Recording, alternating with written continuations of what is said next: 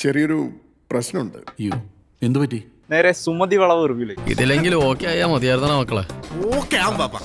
ഒരു best bench mark ആവുന്ന horror comedy ഫിലിമാന്ന് പറയുന്നത്. ആര് പറഞ്ഞു? അതെ, ആര് പറഞ്ഞു? ഓഡിയൻസ് എല്ലാം റിവ്യൂ ഉണ്ടവര്. അത് അവര് വേറൊരു ലോകത്തിലായ അതിൽ പറഞ്ഞ പോലെ മറ്റേ സിദ്ധാർത്ഥ് വരെ തന്നെ ഒരു സാധനം കൊടുക്കുന്നുണ്ട്. അതാ മറ്റേ കഴിച്ചിട്ട് പറഞ്ഞാണെന്ന് എനിക്ക് അറിഞ്ഞൂടാ. ഇവൻ നമ്മക്ക് പണിയുണ്ടാക്കുമെന്നാണ് തോന്നണേ. ഇതിപ്പോ എവിടെ നിന്ന് ചാടി? 90-ലെ സിനിമയാണ് ഉദ്ദേശിച്ചത്. അപ്പൊ ചെയ്തു വന്നപ്പോ 90-ലെ സിനിമ അത് ശരിയാണ്. 90-ലെ ചെരുപ്പ് 90-ലെ കൊണ്ടുവന്നിട്ടുണ്ട്, 90-ലെ വണ്ടി നമ്പർ കൊണ്ടുവന്നിട്ടുണ്ട്. പക്ഷെ വണ്ടിയുടെ പെയിന്റ് മാറിപ്പോയി, 90-ലെ പെയിന്റ് ഇല്ല.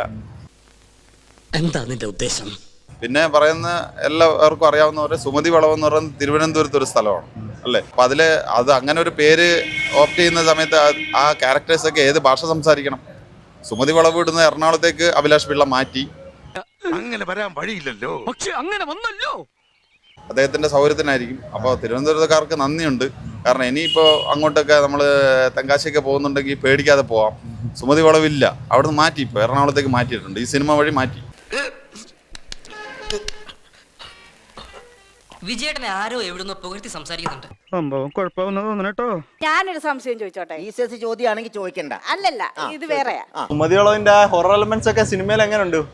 അതൊക്കെ വിറയ്ക്കുന്ന തരത്തിലാണോ അവതരിപ്പിച്ചിരിക്കുന്നത്? ഞെട്ടി ആര് വരച്ചു? ഞാൻ വരച്ചൊന്നുമില്ല. ഇനി വേറെ ആരെങ്കിലും വരച്ചിട്ടുണ്ടെന്ന് അറിയില്ല. തണുപ്പ് കൊണ്ട് വരച്ചിരുന്നു. അങ്ങനെയൊക്കെ വഴിയില്ല. ഞാനിങ്ങനെ പേടിയില്ലാത്തവനായി പോയല്ലേ. ഭയങ്കര നല്ല സൂപ്പർ തിയേറ്ററാണ് ഏരീസ് ഫ്ലക്സ്. അപ്പൊ അവരുടെ തണുപ്പ് കൊണ്ട് വരച്ചിരുന്നു, അല്ലാതെ ഇവരുടെ ഹൊറർ കണ്ടിട്ട് ആരും വരയ്ക്കൊന്നുമില്ല.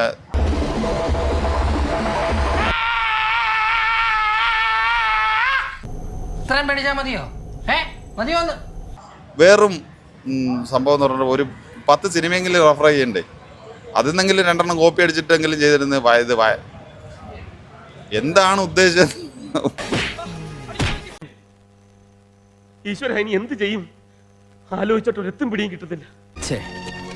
ഒരാവേശത്തിലെടുത്ത് ചാടി വേണ്ടായിരുന്നു അല്ലേ? വിട്ടവളി ആന പിടിച്ചാ കിട്ടൂ.